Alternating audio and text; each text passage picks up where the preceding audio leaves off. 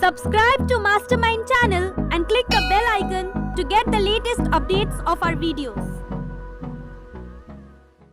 So hi guys, this is Barsha and you're watching Mastermind. So friends, I had already informed you about this video in the community tab. In this session, I'm going to discuss with you some of the important questions chapter wise, and I'll be covering till chapter 6, that is your electrolysis, and very shortly I'll try to make a video on the rest of the chapters, whatever will be left, till your organic chemistry, from chapter 7 till your organic chemistry, metallurgy to organic chemistry, that's chapter 12. So let us begin with this session.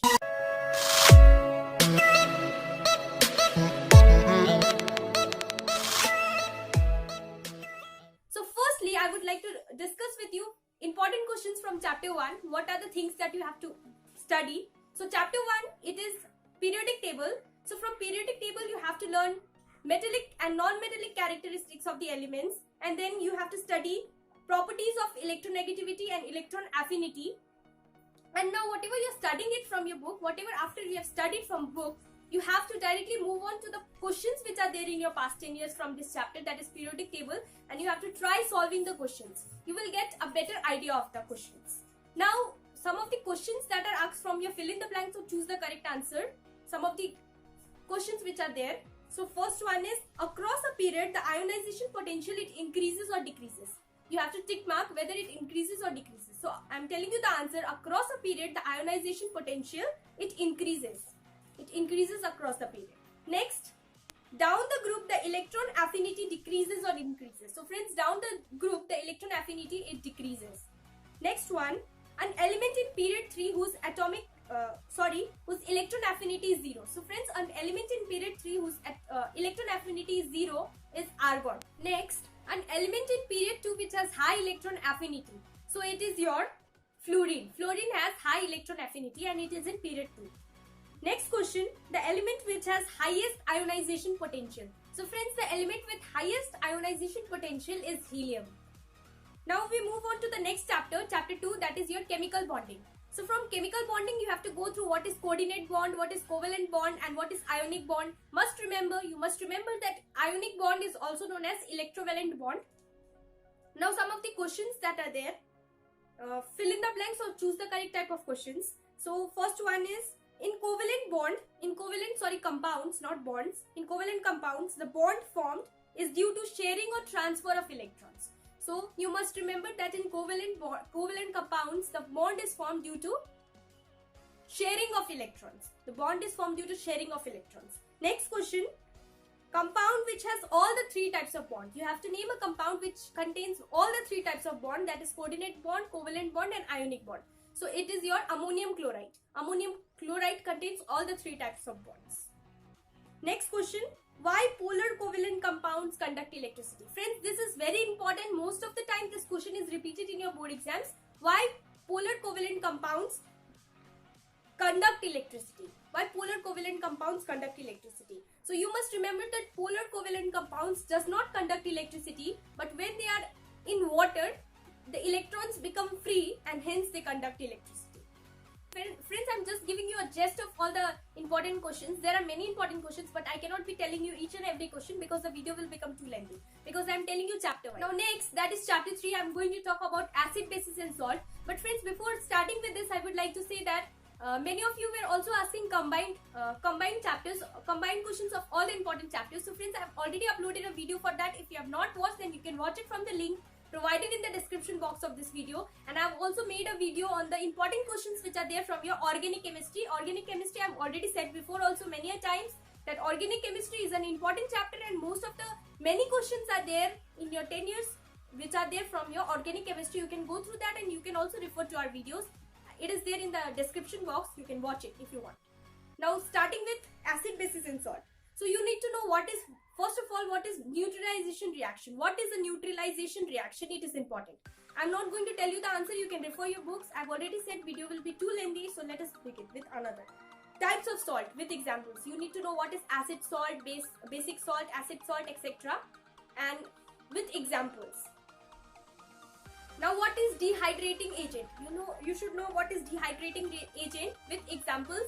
Efflorescence, what is deliquescent substances, efflorescent substances. Now next there is one more question. sodium argentocyanide is what kind of salt? So you need to write it is a complex salt. Now moving on to the next chapter, that is your chapter 4. Chapter 4, it is analytical chemistry. So this is a very short chapter and there is not much to study, that is not so important. I'll be telling you some of the questions which are asked. What is qualitative and what is quantitative analysis? Go through the answers of this question.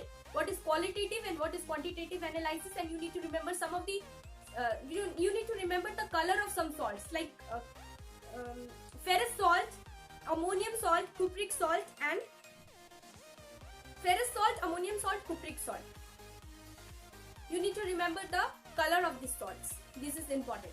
You might be asked color of this salt in this from this chapter. Now there is one more question. Name a strong alkali and a weak alkali. Go through the example. Name a strong alkali and a weak alkali. Now moving on to the next chapter, chapter 5, that is mole concept. So friends, from this you mostly get numerical questions. You don't get much theory questions, but still there are some theory questions which are there, which mostly comes. So I'm telling you the theory questions. What is Gay-Lussac's law? It is important. Most of the time I've seen this question is there in your 10 years also. What is Gay-Lussac's law? After that, what is Charles' law? What is Boyle's law? Sorry, what is Boyle's law? What is Avogadro's law? You must remember what is Avogadro's number. It is 6.022 into 10 to the power 23 moles or atoms. You must remember this. After that, there are numerical questions, and then what is atomicity? Now you have to practice some of the empirical formulas as well as the how to find the molecular formulas. This is important. And numerical questions, you can practice it from your 10 years. And it is quite tough, some numerical questions. So you have to practice it. Now chapter 6, that is electrolysis. From your electrolysis, you must go through the some of the strong electrolytes, examples of some of the strong electrolytes and some of the weak electrolytes. Go through the examples of that. After that, go through the reactivity series, which is there in your book. Go through the reactivity series and the position of the elements in the reactivity series. What is oxidizing and reducing agent? Definition, go through the definition and examples, some examples, some equations. What is oxidizing agent and what is reducing agent? Oxidation and reduction, that is combined, and it is called a redox reaction. Go through what is redox reaction and all. Now there is a question, why copper, though it is a good conductor of electricity, it is considered as a non-electrolyte? Copper, though it is a good conductor of electricity, it is considered to be a non-electrolyte. Go through this answer. Now you basically get give reasons type of questions from this chapter, that is electrolysis. So go through give reason type of question. One more question is there, why carbon tetrachloride is liquid? Carbon tetrachloride is liquid but does not conduct electricity. You have to go through the answer of this question. Carbon tetrachloride, though it is a liquid, but why it is a non-conductor of electricity? Go through these questions. So friends, these were some of the important questions till your chapter 6, that is electrolysis. Go through these questions. This can come. I'm not telling that these questions will only come, but these questions, you will get an idea of this from all the chapters. Each and every chapter I'm telling you, you will get an idea. And I'll be also covering other chapters, rest of the chapters which are left, that is from your metallurgy to your organic chemistry. So friends, thanks for watching this video. If you like this video, then please do give the thumbs up button and subscribe our channel Mastermind. And if you have any doubts or queries regarding the answer, then you can write to us in the comment section below. We will be helping you.